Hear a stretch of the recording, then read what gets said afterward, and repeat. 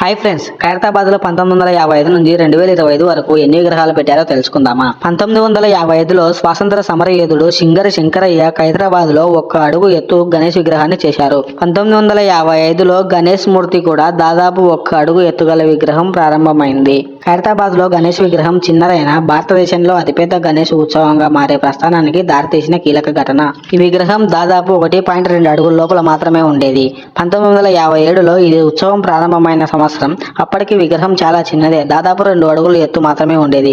విగ్రహాన్ని మట్టి సహజ రంగులతో చాలా అలంకరించారు. 1958లో ఇప్పటిలాగా పెద్ద పందిళ్లు, క్రేన్లు అయితే లేవు. విగ్రహాన్ని ఒక చిన్న మండపంలో పెట్టి స్థానికులు, భక్తులు పూజలు చేసేవారు. ఈ సమయంలో కూడా గణేష్ విగ్రహం చిన్నదే, దాదాపు 2 నుండి 2.5 అడుగుల ఎత్తు మాత్రమే ఉండేది. విగ్రహాన్ని మట్టితో తయారు చేసి రంగులతో అలంకరించారు. 1959లో ఉత్సవం ఇంకా సాధారణ స్థాయిలో ఉండేది. ప్రతి సంవత్సరం కంటే ఈ సంవత్సరం కొంచెం ఎక్కువగా మంది భక్తులు చేరారు. ఈ విగ్రహం దాదాపు 3 అడుగులు ఉండేది.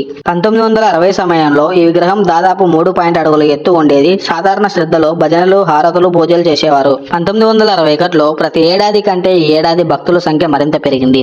స్థానికులు మాత్రమే కాకుండా పక్కన ప్రాంతాల నుంచి కూడా ప్రజలు రావడం మొదలుపెట్టారు. ఈ విగ్రహం దాదాపు 4 అడుగులు ఎత్తు ఉండేది.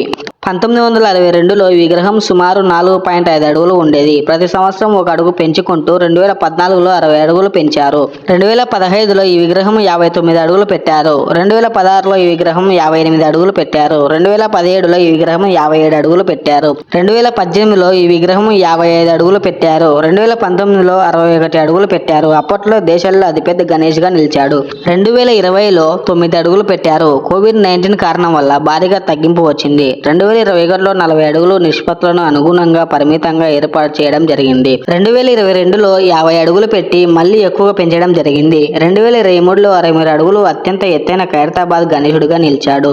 2024లో 70 అడుగులు పెట్టారు. 70వ వార్షికోత్సవ ప్రత్యేకంగా పెట్టారు.